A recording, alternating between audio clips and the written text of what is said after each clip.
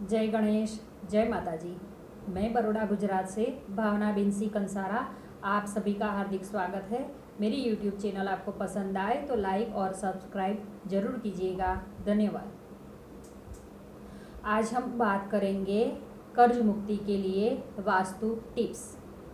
तो गृह प्रवेश का जो मेन द्वार होता है उसको हमेशा 2 दरवाजे रखने चाहिए।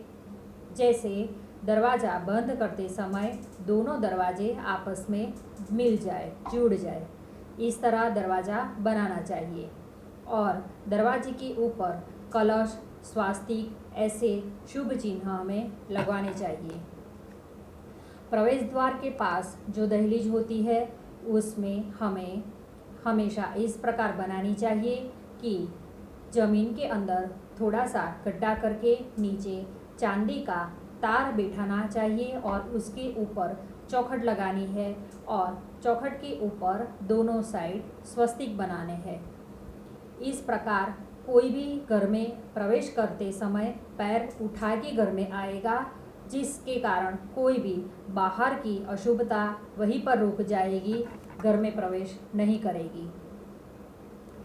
घर की चौखट के बाहर 1 बाय 1 की मिट्टी और कंडे से लिपन करना है और उसके ऊपर रंगोली बना के श्री राम लिखना और स्वस्तिक चिन्ह बनाना है और हल्दी कुमकुम से तिलक करना है।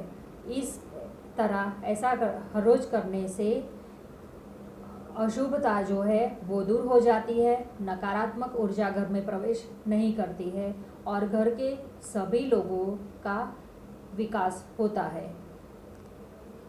घर में प्रवेश करते समय जूता, चप्पल आदि वगैरह भी बाहर ही निकालना चाहिए, घर में नहीं पहनना चाहिए। इससे घर में अशुभता नहीं आती है।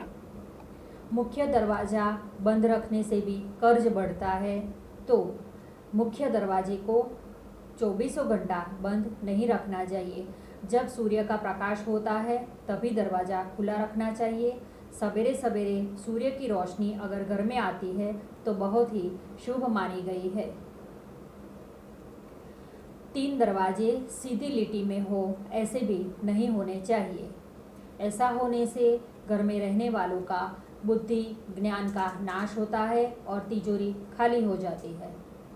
घर में खिड़कियाँ भी 2, 4, 6, 8, 10 इस तरह से बेकी संख्या में बनानी चाहिए। 1, 3 ऐसी खिड़कियाँ नहीं रखनी चाहिए।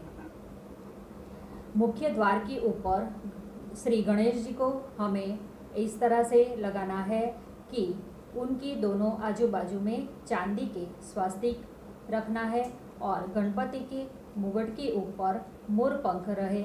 इस प्रकार श्री गणेश को हमें मुख्य द्वार के ऊपर लगाना चाहिए। घर के बाहर तुलसी का पौधा रखना भी बहुत ही शुभ माना गया है।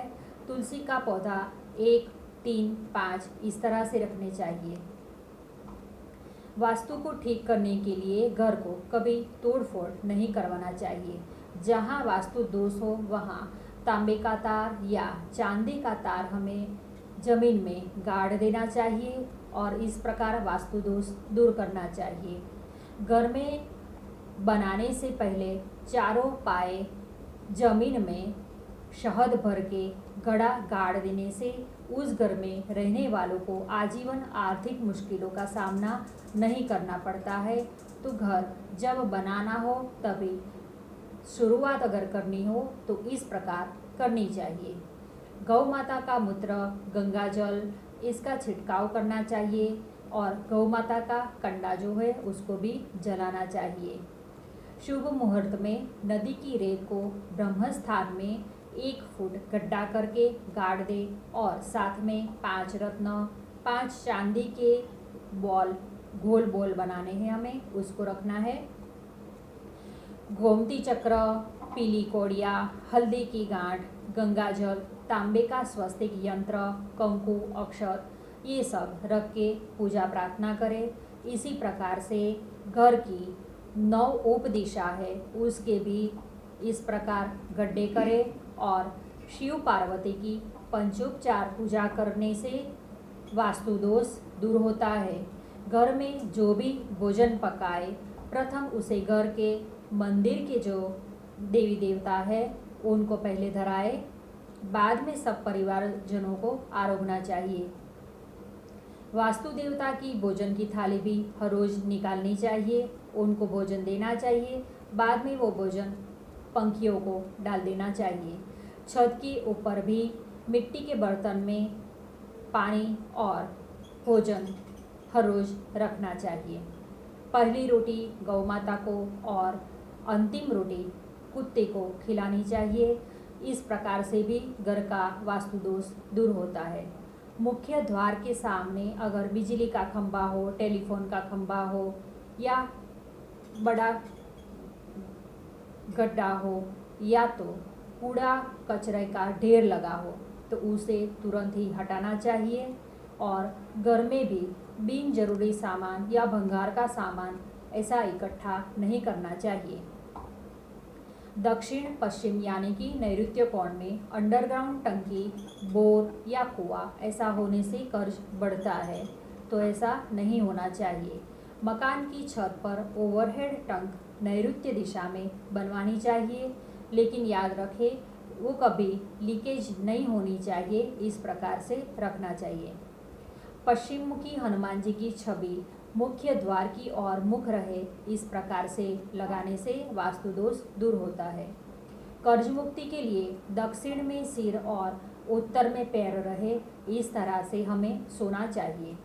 नैऋत्य दिशा की छत के ऊपर आईना लगाने से कर्ज में राहत मिलती है। उत्तर पूर्व की दीवार पर ईशान कोण में आईना लगाने से कर्ज मुक्ति में राहत मिलती है। इस आईने के पीछे लाल, सिंदूरी या मरून कलर दीवार पे नहीं होना चाहिए। जिन जातक की कुंडली में राहु केतु अष्टम भाव में बैठे हो, ऐसे जातकों को नैऋत्य कोण में राहु का यंत्र स्थापित करना चाहिए। शयन कक्ष में बेडशीट या चद्दर या पर्दे लाइट ब्लू कलर, पीला कलर, गुलाबी कलर या सफ़ेद कलर का रखना चाहिए। नए घर में प्रवेश करना हो तो उस दिन सवेरे सवेरे 12 ज्योतिर्लिंग के दर्शन करने चाहिए। किसी शिवालय में जाके पूजा करनी चाहिए और बरगद, पीपल और उमर के पेड़ के तीनों पेड़ की डाली लाके उसको नए घर के कमरे में बांध देना चाहिए। और उस दिन कम से कम 7 गरीब लोगों को अन्नदान करना चाहिए। घर से बाहर जाते समय घर के मंदिर के देव को आपके साथ चलने के लिए कहे और घुट पानी पी के फिर काम के लिए निकले। और बाहर से घर आते ही सबसे पहले पैर, मुंह, हाथ ये सब धोने के बाद घर के देवता को प्रणाम करें। ईश्वर कृपा से निर्विघ्न आपके कार्य में सफलता मिलेगी। जो भी कमाई हो उसमें से ईश्वर का फिक्स हिस्सा भी निकालना चाहिए। उसे धार्मिक कार्य के लिए ही उपयोग करना चाहिए। इससे ईश्वर की हर कार्य में विशेष कृपा मिलती है। हर पूर्णिमा को सत्यनारायण देव की कथा करवाने से भी वास्तु दोष दूर होता है। धन्यवाद।